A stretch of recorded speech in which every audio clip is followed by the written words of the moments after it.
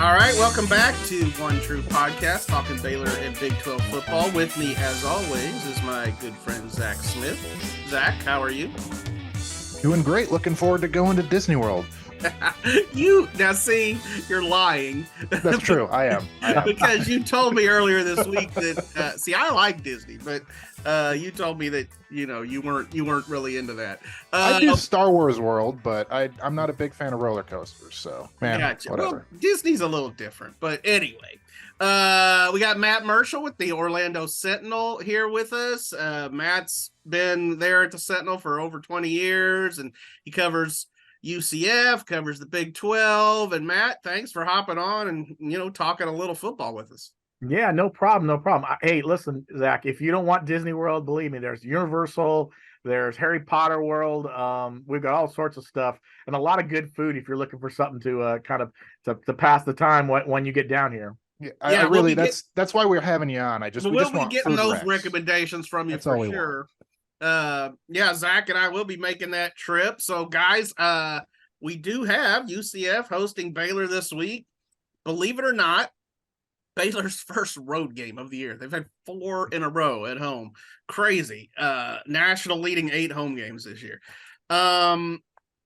Besides these teams being in different time zones, I feel like they're in different hemispheres of just where they're at right now. Other than the fact that they're both 0-1 in the Big 12.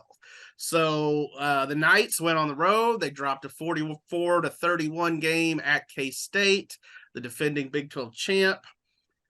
Meanwhile, Baylor, as I said, was at home last week again and was thoroughly dominated by the third-ranked Longhorns. That was 38-6 in the final meeting of those two very long-time rivals, at least the final meeting for a while. So with that setup, this feels like kind of a rhetorical question, but who gets the bounce-back win in the bounce house? I'll start with you, Matt. Well, I think UCF obviously is hurting a little bit coming off that loss. They felt like they were in that game for most of the stretch, all the way down to about the late in the third quarter. Uncharacteristic turnovers, penalties. I think the crowd really got to them a little bit. That's the first time they've really been not in an atmosphere like that, but this was a different for them, not being in the American and feeling, getting into a place like Manhattan. I think, they wouldn't admit this, but I think you could tell a little bit that it was a little overwhelming at times. And they felt like they could have come back and bounced back and won that game. If they just done a couple things here or there, and their defense have played a little bit better. So they're inspired. They want to come out and win this game. They feel like this is going to be their chance to showcase themselves really to the Big 12. And they know they're going to have a good crowd, and it's going to be a hot Saturday afternoon in Central Florida. So they feel like they've got the advantage there, and they got a chance to win the game. Hot's not going to bother Baylor. We know hot. It's been freaking brutal.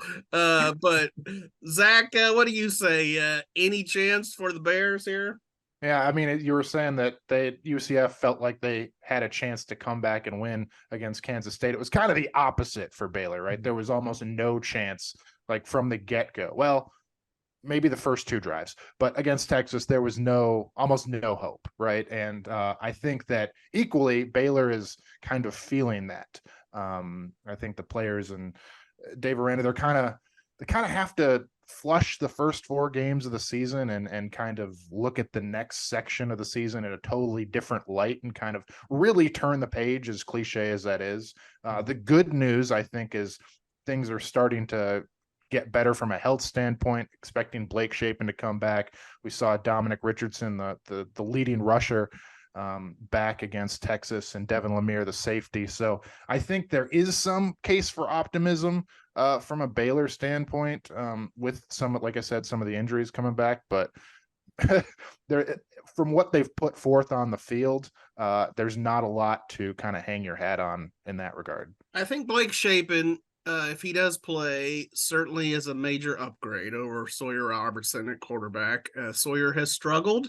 That said, I don't think you can just plug a new guy in and expect it to be like a magic button or something. This Baylor offense, as Zach and I said on our post-game podcast last week. It's been painful to watch. Mhm. I mean, it's just not very good.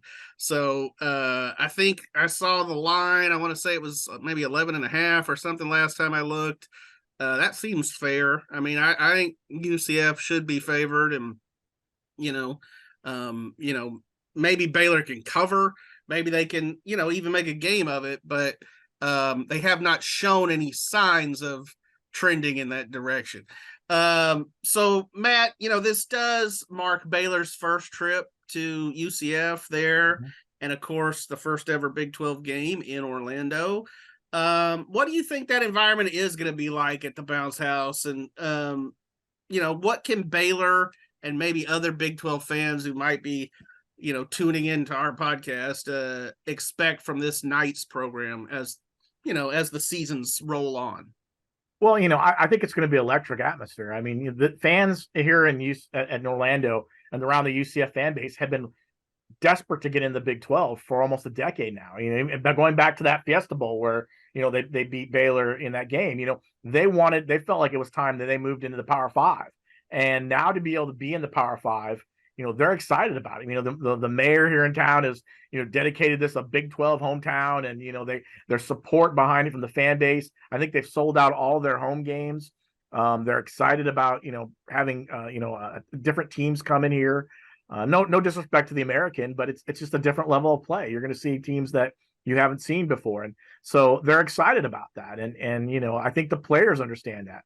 Coming off a loss, especially, they want to showcase themselves for and the Big 12 when they get there. And it doesn't hurt that the commissioner is going to be there as well, and you're going to have the 2013 UCF team that started it all is going to be there as well to be honored. And so there's a lot of things kind of building up in this game that I think that will get the fans excited, get the team excited, and they want to say, listen, we have a lot to offer here. I mean, not just the weather, not just the theme parks and the food and stuff like that, but this program has put a lot of effort over the last decade or so to elevate itself to this level, and it's been through facility upgrades, it's been through recruiting.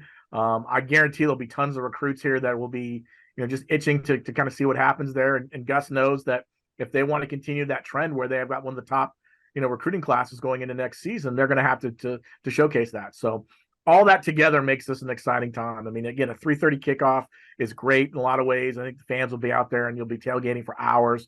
So I think Baylor fans will see a very upbeat, excited fan base ready to go. Yeah. You mentioned that Fiesta Bowl. I was there. That was a fun bowl experience. I was too. So I remember that very distinctly. It was a fun bowl experience just from a standpoint of a great media party. I remember that. Yeah. My former beat writer John Werner and I climbed Camelback Mountain on New Year's Day. But anyway, that game, I think that was a little bit of a wake-up call for the rest of the country on, just how that UCF program had climbed. I mean, here they are in a BCS bowl game back when we had the BCS, and I think Baylor fans certainly went into that game thinking, we're going to win this game. And Blake Bortles and the Knights said, nope. And to be fair, Baylor had a lot on its mind at the time. Texas was trying to steal away Art Briles as the coach, and so there was kind of a lot of distractions. That was a recurring storyline. That said, UCF just went out there and beat them. And I think when those four teams joined the conference this year, when they first made that announcement, we did some stories looking at who are these schools and and it's incredible to me the rise that UCF has kind of just done, because it's the youngest program in the Big 12 by far, but just steadily over the last 40 years has just kind of been climbing. Yeah, very much so. And like I said, that 2013 Fiesta Bowl kind of started it all. And I remember, it wasn't, when you talked about what Baylor had other things on their minds. I remember I talked to a bunch of former players this week about remembering back at that week, and they said what really kind of motivated them it wasn't so much Baylor as it was the fact that the national media was just, they thought that Baylor was going to win 70-7. Mm-hmm. And they said that they got so angry about that because they said, listen, we're a good team. And they told me they had 3 of their best weeks of practice leading up to that game. And they said they were near perfect. And they knew pretty much going in that game, they were going to win it. They felt like that was the kind of the feeling. And that confidence kind of carried over through as a program pretty much all the way up until this point. You know, I mean, they get to the 2017 season where Scott Frost gets here, and all of a sudden, you know, they go undefeated, and they get to, you know, a New Year's Six game, and they beat Auburn and Gus Malzahn, ironically, in the Peach Bowl, and you know, that was a big deal. And they got the Coley National Championship, which they claim, you know, and that was huge. And then they get to 2018, and they go, you know, they were almost undefeated that season as well. If Mackenzie Milton doesn't get hurt, you know, against USF in that season finale, you don't know what could happen. Maybe they beat LSU and Joe Burrow in that Fiesta Bowl, and who knows? They'd won 25 straight games. So they just got to this point where everything just kind of clicked. And I think people really kind of understood from that at that point, yeah, UCF is more than, you know, what people thought it was. I mean, you know, in 2013, no one, you know, you ask where UCF was, no one had an idea. Now everyone talks about it. And of course, the young fan base helps. They're on social media. They go out and they have Twitter battles and all this stuff with fan bases. But, you know, that's just getting themselves out there. And I think now you look at it, people more and more are talking about, okay, UCF is a program, you know, that is definitely on the rise. If it had more history and it had more time in the Power Five with some of that money, you know, it could be anyone. It could be a Florida State, depending on what happens. But you're right. It's only been around for 44 years. And, you know, now that they're getting to this point, I think you're going to see that invest in the programs, invest in what they're doing athletic wise. And I think you'll see it grow as well. Yeah. So I've said it multiple times, I think on the podcast, probably written it, but I felt like when OU and Texas left, that the Big 12 went out and got about the best 4 free agents that they could have gotten in UCF, Cincy, Houston, and BYU, all teams, especially from a football perspective, that had, you know, good recent success. So with these 4 teams new to the Big 12, you got 4 more joining from the Pac-12 next year. This league is going to become as far-flung as, you know, really any college football fan has ever experienced. Obviously, you know, they're not going to be the only ones. You know, the Big Ten is going to be like that, but this is the way of the world in modern college football. I'm just curious from your guys' perspective. Do you think that in this sort of, you know, fragmented geographic environment that, you know, new rivalries can develop? Zach, I'll start with you. What do you think? I mean, yeah, it's going to take time. Obviously, we're going from a game like Texas, where that was 113 meetings to literally like one of the newest teams, Power 5 teams in the country. Right. So it's like you're going from one extreme to the other, right? But yeah, I think there's absolutely room for growth. Now, I don't know how easily a school like Baylor, with what it stands for, and a school like UCF that has DJ Pauly D coming before the game, like that's Zach a is weird. Really excited about that. I can't wait. My real question, Matt, is how quickly can I go from the DJ Pauly D set to the press box, because I can't miss that. But like, you'll make it. Believe me, you'll make it in time. Don't worry. I'm not missing that. I've been looking forward to that since they announced it. But anyway, I don't know how. Like, I don't think DJ Pauly D is going to come to Waco. You know what I mean? No. So I'll just it's just going to take time. Like, there absolutely will, you know, create rivalries. You know, I know there's some rivalry with like Colorado, right, when they were in the Big 12 and stuff, but you know, it's like I said, it's just going to take time, so it'll happen, right? But just be patient. But can't wait for DJ Pauly D. What do you think, Matt? Yeah, I think it's just going to take time. You know, it's interesting. I talked to UCF AD Terry Mahajer the other day, and he's on the football scheduling committee with the Big 12 now. And I asked him, how do you schedule, like, you know, look at what BYU has Utah, you know, for their rival when you think about it. You know, Arizona has Arizona State. You know, you've got all these kind of already established rivalries for hundreds of years. How does a UCF go about trying to create that? They don't have that, you know. So Cincinnati is the closest thing they're going to have. I mean, because, and that's just from the good games they've had in the American. So it's going to be interesting. It's going to take time to establish them. I think it's going to take some great games. I think you're going to have some games that were, you know, come down to the wire and there's some great finishes. I think that's how you start to establish some of those rivalries. And I think, again, it's going to take 4 or 5, 6 years. And you got to wonder with the scheduling, is it going to be like it is in some of these other conferences where maybe you have 3 permanent opponents, and that's going to kind of be how those can be established, and you're going to have some others that get rotated in. That's going to make a big difference as well. And it wouldn't shock me if, like, at some point, if Cincinnati's going to be UCF's one of their permanent, opponents, and maybe West Virginia, because of the East Coast, time slot, they want to put them in there as well. So I think no matter what, I think you're going to see that. I think fans are going to help that out as well. They're going to jump in and help the rivalries to happen. And it's just going to take some really close games. I agree with Zach. It's just going to take time. I mean, it's not going to happen overnight. And I think it helps that sorry, Brice. I think it helps though that, kind of the 2 quote unquote big dogs in Texas and Oklahoma are leaving, so that, it's kind of wide open as far as who's going to be the next big dog. It could be Baylor, it could be, UCF, it could be anyone really, right? And so I think that creates an even more dynamic, butting heads, Yeah, for years, certainly people looked at Texas as kind of the team that had sort of its thumbprint all over the league, that they were kind of the reason maybe that Nebraska left. People hated the Longhorn Network. They felt like that wasn't fair.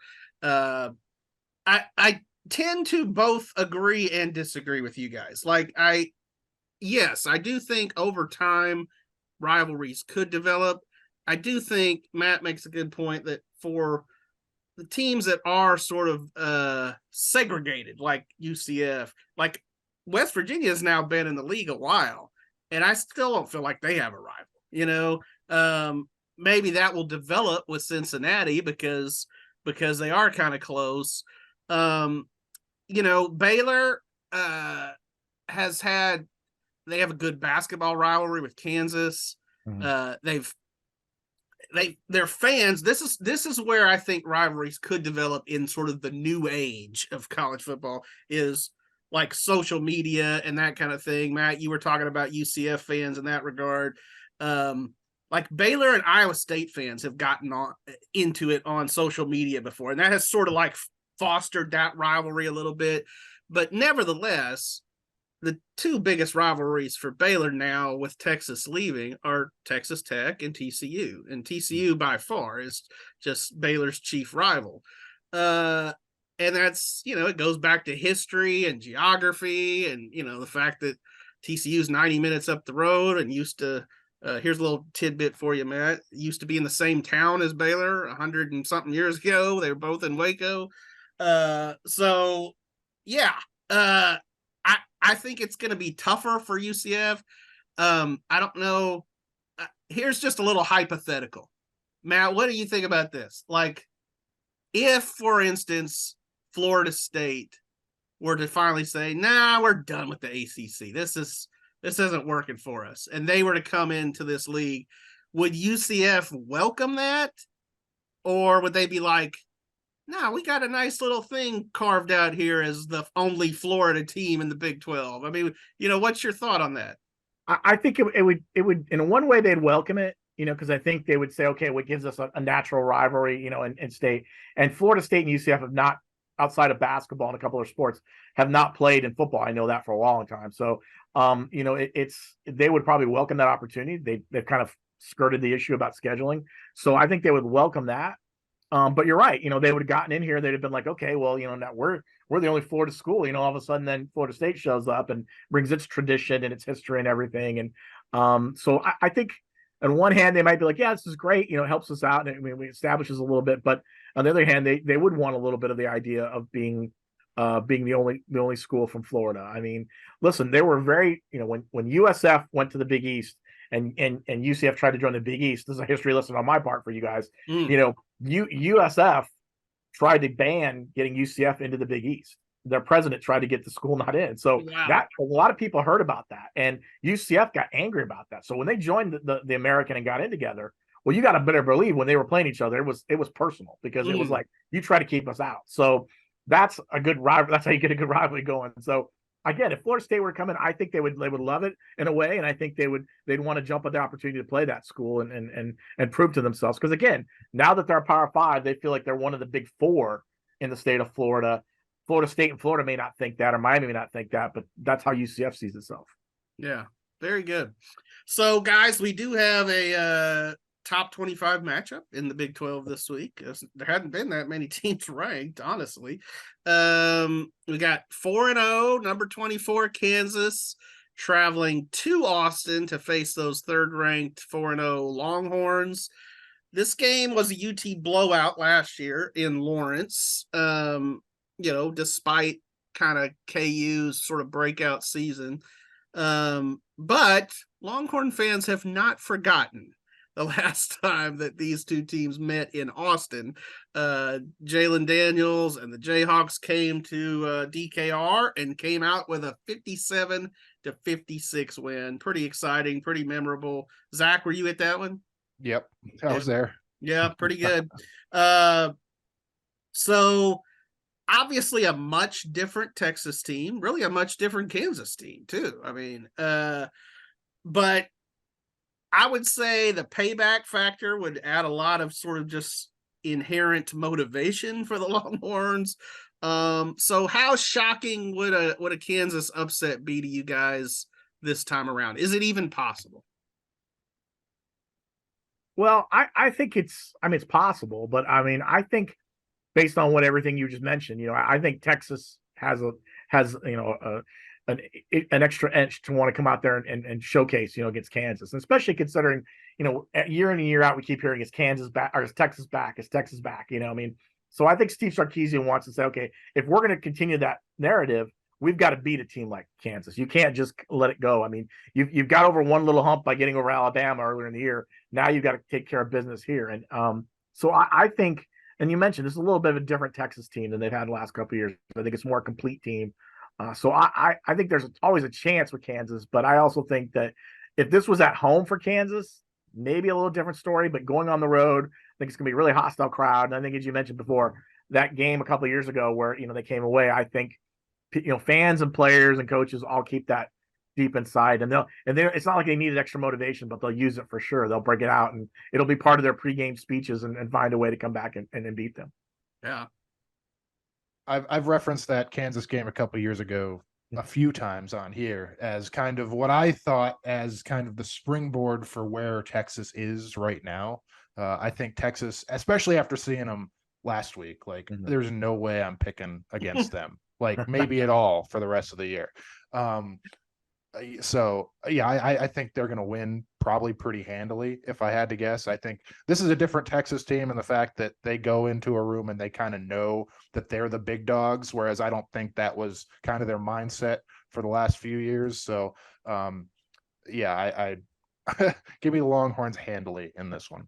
Yeah, I'm with you guys. Again, as Zach said, it's fresh on my mind having seen the Longhorns just last week.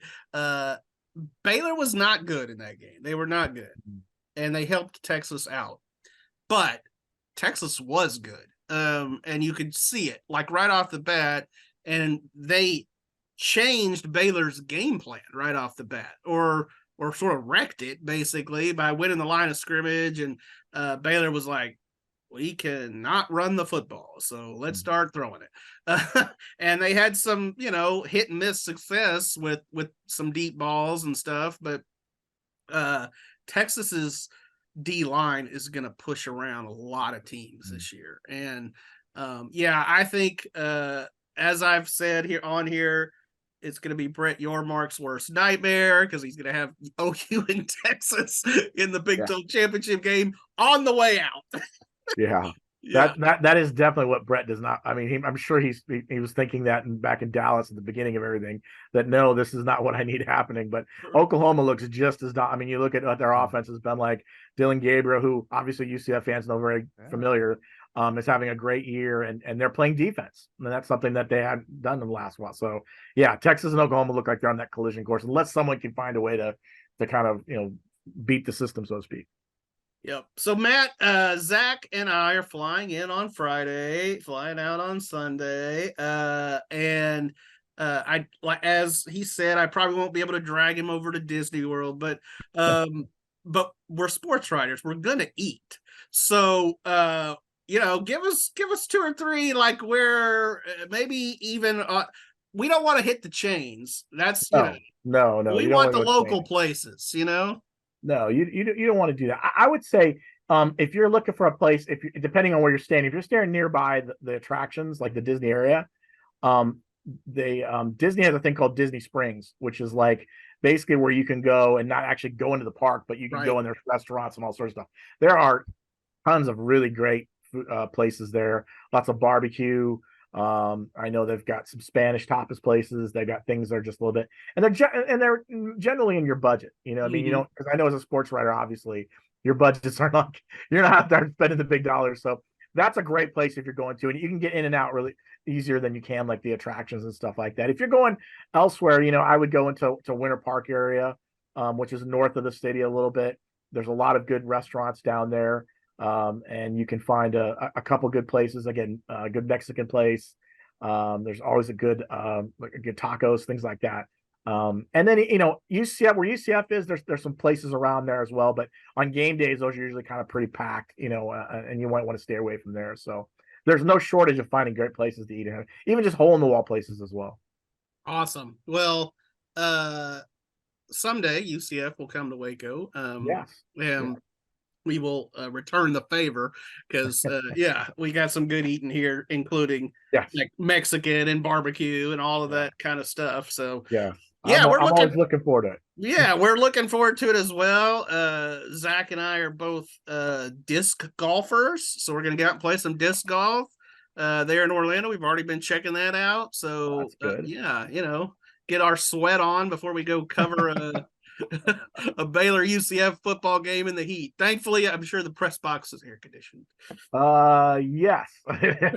It's a good little press box. It's a small press box, but I will say it's a but you know the stadium is, you know, some fans will, you know, it's not like your big monolith type structure, you know, but it has a lot of, there are a lot of areas outside for tailgating people love. There's Memory Mall, which is where all the students go. It's a great place to wander around. If you get there a little early, you know, you want to wander around and check out.